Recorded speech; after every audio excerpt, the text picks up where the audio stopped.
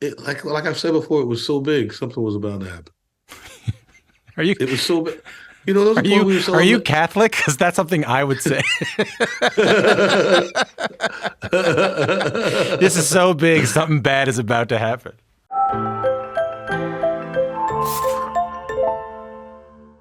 Welcome to the show, man. How are you? Thanks for having me, man. I'm good. How you doing? I'm all right. You know, during the depths of because that song's on the record that just came out just the other month. But that song came out like what 2021, 2020, 21. Yeah, it was during the pandemic. Yeah, when that came out. Yeah, so it was right around then. I was in the depths of the pandemic, as we all were, and just like the saddest news all the time, and just incredibly sad and depressed and dark. And I remember listening to that song. Like I would listen to the local country station on my way to work during that time, just to try and get a boost. And I remember listening to that song, and just it gave me like a 4 minute reprieve from everything. That's really what we wanted to do when we wrote it, because we wrote it like right at the beginning. We were probably, excuse me, 2 months in, and it was a bunch of people. It was three or four guys that were having. We were stir crazy. We wrote it on Zoom. It was written on Zoom. It was recorded on Zoom. It was like nobody was ever together for that record, so it was wild putting that one together. Oh, that's so crazy. I figured it was that it was written like before the pandemic and happened to come out at the right moment. No, but like you wrote a song called Beers and Sunshine and excitement and happiness and friendship while we couldn't see one another during the pandemic. Well, that's because that's all we wanted to do. We wanted everybody to get back to being normal, and at that point, we didn't know if it ever was going to happen. So that song was written all about let's get through this one. So I want to talk a little bit about your journey and how we landed here with these big country songs. Um, Before we talk about the first band and all that, I don't really know a whole lot about your early like life in music. What kind of music was playing around your house when you were growing up? Oh, Al Green was it was he's probably the main reason that I make music. When I was a kid, Al Green was my mom's favorite. She would play him all the time, and I always say he's my idol. He was singing those records in the early '70s. 5, 6, 7, 8 years old. Just that ever the first time I sang Al Green, all I wanted to do was be a singer. So there's a lot of I grew up with a lot of R&B. I was an AM radio kid, so I listened to a lot of classic rock. That was classic rock. Now it was rock and roll then, and a lot of country that you could find on the radio. I just listened to whatever. Anytime I heard a song I liked, I listened to it. Did you get to meet Al? Did you get to go to his church in Memphis or anything? I haven't been to his church, but I did get to meet him a couple times, and he's awesome. We actually got to sing with him on the Billboard Music Awards a few years ago. That was pretty awesome. So you were like an AM radio kid, country music, R&B, anything that was sort of happening, you were listening to it. What is the dream when you're a kid to be a musician? Are you like a 10, 11-year old going, one of these days I'm going to be a professional singer? Oh man, I was a 5 or 6 year old saying that. Really? Oh yeah. I used to perform for my mom and her friends when I was like 5 or 6. They'd be having their leisure time, having some drinks, and I'd come in and do my Al Green. The story I heard is that when Hootie and the Blowfish start, that all starts because you're at the University of South Carolina. You're wearing the shirt right now, by the way. And you're singing in the shower. Is that the story? Yeah, yeah. I went to school. I was a journalism major, and still had dreams of being, but I'd never been in a band or anything. I never, just you're from South Carolina, nothing had ever happened, and I was my sophomore year in college, and I thought everybody had gone to class.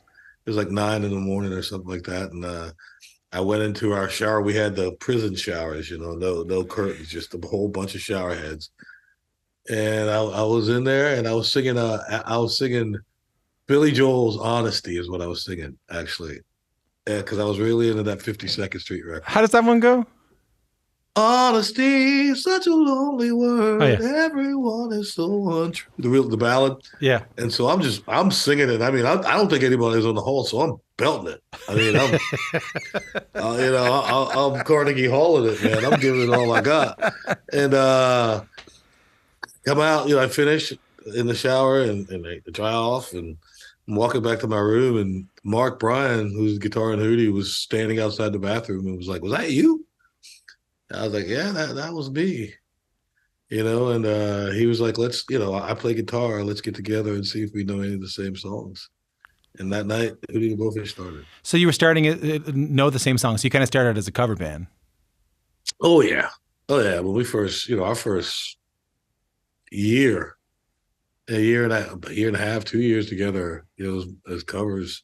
We wrote a couple things early, but nothing that stuck. That's for sure. Springsteen says that that's important. Or just Stephen Van Zandt from Springsteen's band, from the E Street Band, he says the only reason that the E Street Band worked out as well as it did is because they had a year or more put into playing covers, so they kind of knew what worked before they started putting their own original songs out. Oh yeah, I mean, when we started putting original songs in, we were already getting a good following in the Carolinas, and we knew how to work a crowd. We were out there figuring it out. It was coming to us, and the crowds are getting bigger and bigger every time. Did you have any awareness? I feel funny asking this question. I remember, I'll just be honest with you because I want to be honest with you. I remember, I did this like red carpet thing with you like 10 years ago. It was like for the Canadian Country Music Awards. It was just for like 10 seconds. But I remember the Universal rep coming up to me and looking at me and going, "Hey man, before you talk to Darius, you should know one thing. He's not Hootie." And I went, "Oh, okay, you got it, man. Sure, and don't call him Hootie." And I was like, "You got it. I won't. Don't worry about it." I'm sure that wasn't you. I'm sure that was just their thing. Yeah. Was that on your mind? Because for people who don't know, Hootie the Blowfish is the name of the band. You're not. Was that on your mind at all when you named the band? That's the thing that still kills me as the guy who named the band, that I never thought that would happen. Until it started happening, I didn't even think it. I was like, that's just the name of the band. It's like Mata Hoop, you know? Yeah, but yeah, it happened. And at this point, I don't care what you call me. I'm just glad you still know who I am. After, doing this for 40 years. Okay, so I'm not the first to do that. I'm not the first to call you Hootie. Oh no, that bothered me. Good. I'm glad. The interaction went well and everything was all right. I want to listen to some music together.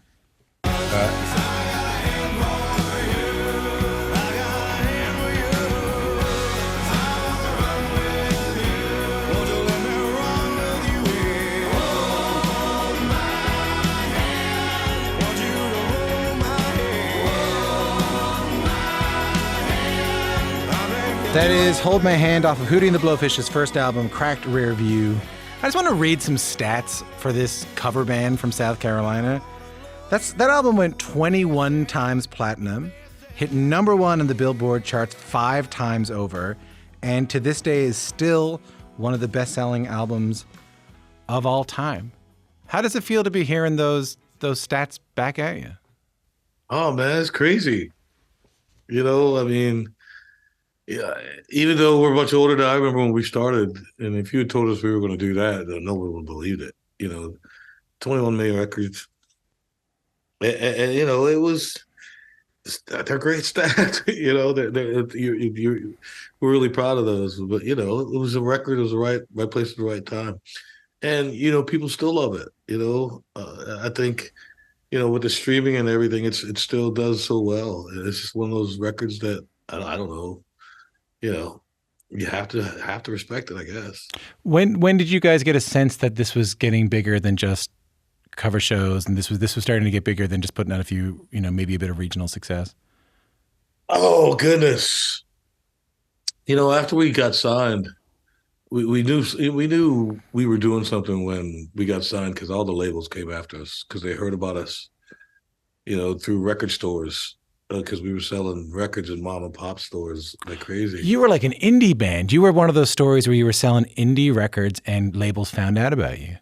Oh yeah. I mean, no one, it wasn't like they were looking for us. We, grunge was king. Nobody was looking for this little pop rock band from South Carolina, but we were just selling records.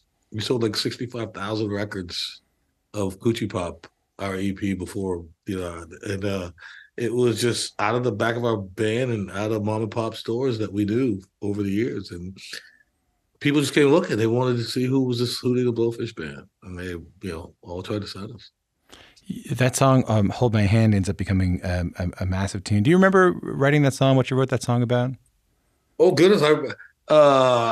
the first time I heard "Hold My Hand," we were looking for a drummer, and Sony was playing with a couple other bands, and he came in to rehearse.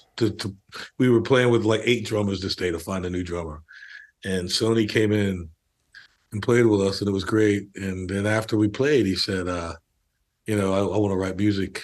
And we were like, that's why we're looking for a drummer so we can write music and, go out there. And he said, I got a song. And we were like, oh, okay, play us your song. And it was "Hold My Hand." What's it about? It's a protest song, man. It's just about how, grunge was so big at the time. I think it was just a song about, uplifting and how you can't work stuff out, with love. I think that's what he wrote it about. Yeah, and it was such a positive song at the right time. That sort of positivity and that sort of like welcomingness is going to come up a little bit later in our conversation when we talk a little bit about your country music life. How do I put this? Again, I hope that you take this in the way I mean it. Is that someone who's like following your career, someone who did some research getting ready for this? You seem to have a very fair-mindedness and a realistic view of like the music business. You seem to be the kind of person who understands the music business really well. And what I mean by that is I've heard you be really open. A lot of people would be like really devastated, or I just would never ask them about like, hey, the band had a decline in popularity. I would never bring it up. But I've just heard you talk about it really matter-of-factly. That like, hey, at a certain point, the Hootie and the Blowfish, the record stopped selling as well, or people weren't as into it. Absolutely. At a certain point, it was amazing. I mean, even the label wasn't cool to us, and we had made them a fortune, an absolute fortune.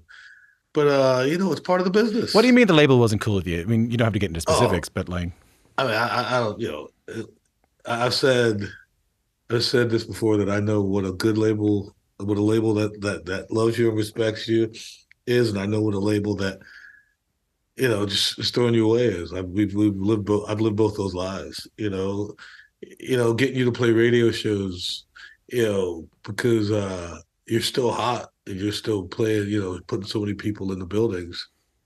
And you play a radio show because you got a new single out, and the next day your label calls the radio station, tells them to stop playing your record and play somebody else's. That's crazy stuff you have to deal with in this business, but it happens. What was behind it? Was it that you were? Oh, I just think they were done. They didn't want to work with Hootie the Blowfish anymore because they didn't want to work us in the first place.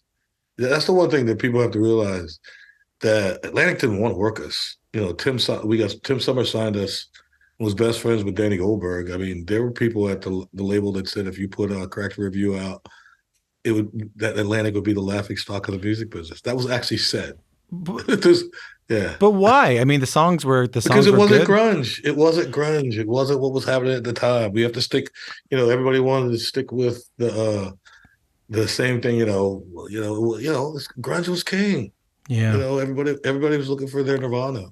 Nobody was looking for Hootie the Blowfish. So they didn't want you.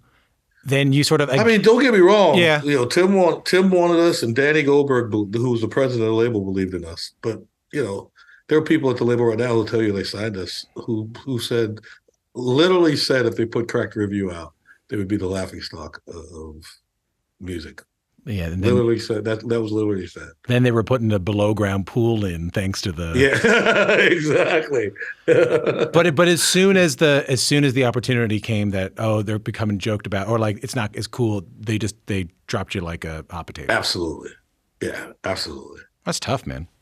It was tough. It was tough. But it's the business, man. It's the business. And after that, are you thinking because I think you went into some sports world for a while. After that, are you thinking I'm done with music? Nah, we were playing. We never stopped playing until we quit.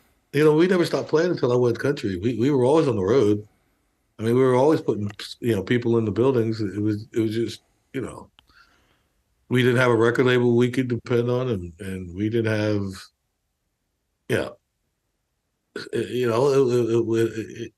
like I've said before, it was so big, something was about to happen. It was so big. Are you Catholic? Because that's something I would say. This is so big, something bad is about to happen. But here we are. That was it's been 30 years since that record came out, man. So I think I did all right. Tell me about the decision to go to country. I was trying to get the guys to do a country record and everything, Why? and then because I was always so into country music. I loved it. I used to play tough. That's why I think there's so much of country influence on a lot of our records, is because I played so much of it in the van and in the bus and everything. And I always said I was going to make a country record someday. And the day that Sony came in and said he didn't want to play anymore, he didn't want to be a touring band anymore. I mean, I just said I'm going to go to Nashville. I didn't think. Don't get me wrong, I didn't think this was going to happen. But I said I was going to go to Nashville and make a record. Well, I mean, there's parallels there, right? Because you tell me about like, hey, there were people who when Hootie the Blowfish gets signed, they're thinking it's not going to do anything, and then it ends up becoming really big. I read a quote from you from PBS NewsHour from when you went country, and you said something like, "I was being told that the audience would never accept a country singer that looked like me. I just wanted to make country records, and my biggest goal with my first record was that they'd let me make another one." Can you tell me more about that? That's the truth. I mean, when I went in, first of all, when I got a record deal, I was shocked because I just didn't think I could get a record deal. I mean, who was going to give the black pop singer, who's had a great run, who's going to give them a country record deal, a real one, with Capitol, but Mike Duncan believed in me as a country singer and went after me and did it. And, now I still didn't expect anything.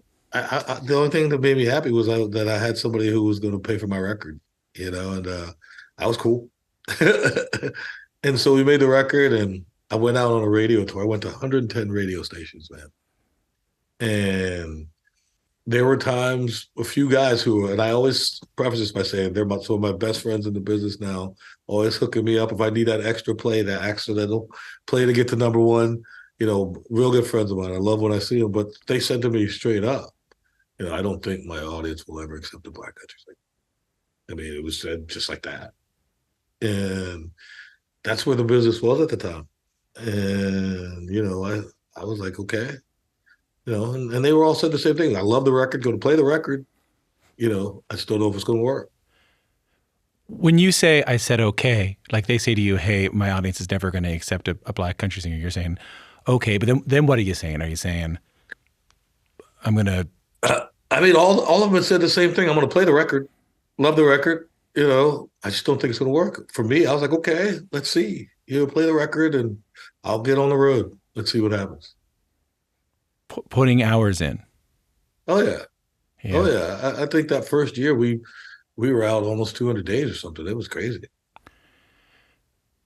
I mean, that's what Jerry Seinfeld says that, hey, that a life in the arts seems like a life in the arts seems like a game of inspiration, but it's a game of tonnage. It's a game of just putting hours and hours and hours. So you say that it's because of the amount of sheer hours you put in that you were able to overcome what he was talking about there. Oh, I think it's more than that. I think we had a really good song. Yeah.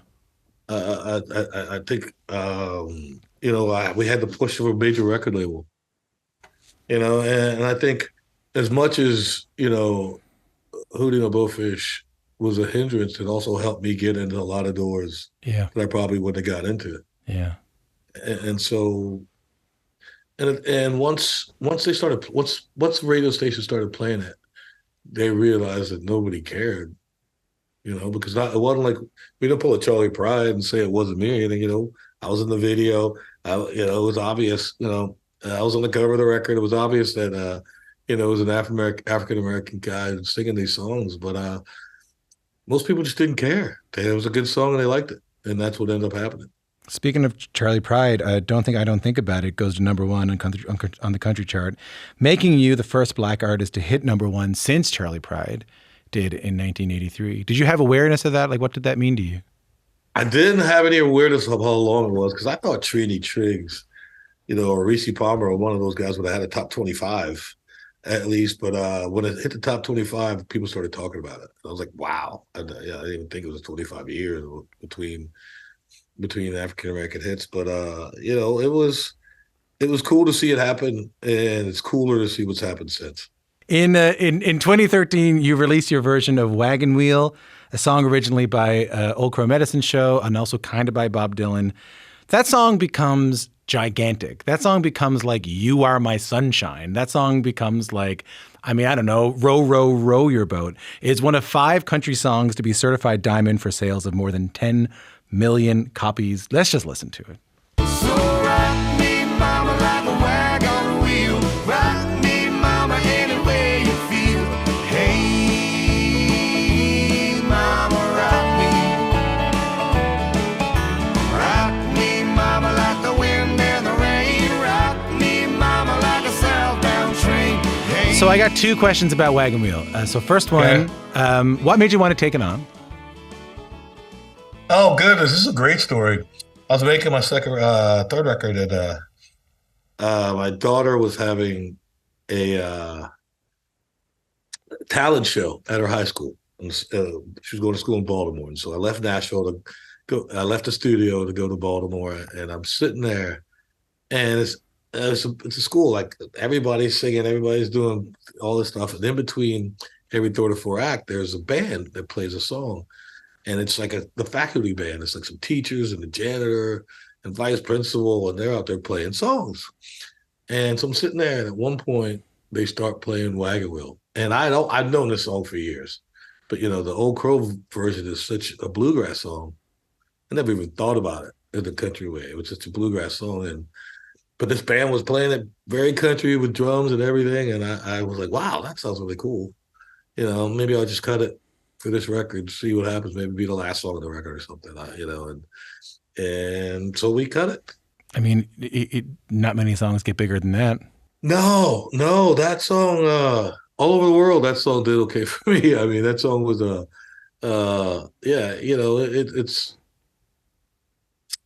it still, does so well. It recurrents and stuff. It's just that it's a country classic, I guess. So here's question 2. I used to play that song a lot. I used to play that song back when I was touring, or I play it around like family gatherings. I heard it first time when Old Crow did it on Conan, and I would sing it. And now, so friends of mine who are still playing the pubs and bars in Canada have told me that there are bars where you have to play it. There are bars where there's a sign that says, like, if you're here playing covers tonight, here are the songs you got to play. It's like 3 of these 5, and one of them is Wagon Wheel. But they have told me there's also bars in Canada and the U.S. where it's banned. Absolutely. Because so many bands played it. But you said something earlier how positive I am. Do you know how big your song has to be barred in the bar? Do you know how big it has to be? Seriously. Yeah. You know how big your song has to be? I'm cool with that. I got to play it every night. I'm cool with that. I love that because it's banned. It's banned from some bars in Canada and the U.S. because it's so ubiquitous. You're thinking to yourself, that's how big it is. That's a compliment. That's a compliment. Well, no one says a song sucks because the song doesn't suck. It's a great song. If it wasn't a great song, it wouldn't be so big. It's a compliment that people are playing it so much that they're saying you can't play it anymore. I know people ask you about your relationship with Old Crow and Wagon Wheel, which, by the way, is really positive. Like, you guys played the song a bunch together. But Ketch wrote that song, Ketch Secor from Old Crow Medicine Show, wrote that song based on an old Bob Dylan song. Have you ever come across Bob? Have you ever talked to Bob about Wagon Wheel? No, I've never talked to Bob about Wagon Wheel. I'd love to. I'd love to shake his hand and go, "You're welcome."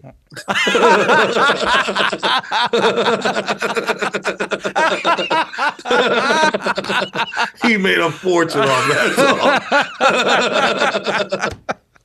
That was not what I was expecting you to say at all. You're welcome for the below ground pool, Bob. You're very Yeah. All right. So let's talk a little bit. That tickles me. Let's talk about the new record. It's called Carolyn's Boy. It's your 6th record. So I know Carolyn was your mother. Yes.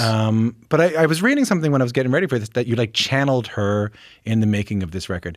I guess first off, just tell me a little bit about your mom. She was awesome. She was a single mom. She was a nurse. She worked a lot. but she was always there. She was funny. She was loving. She had the voice of an angel.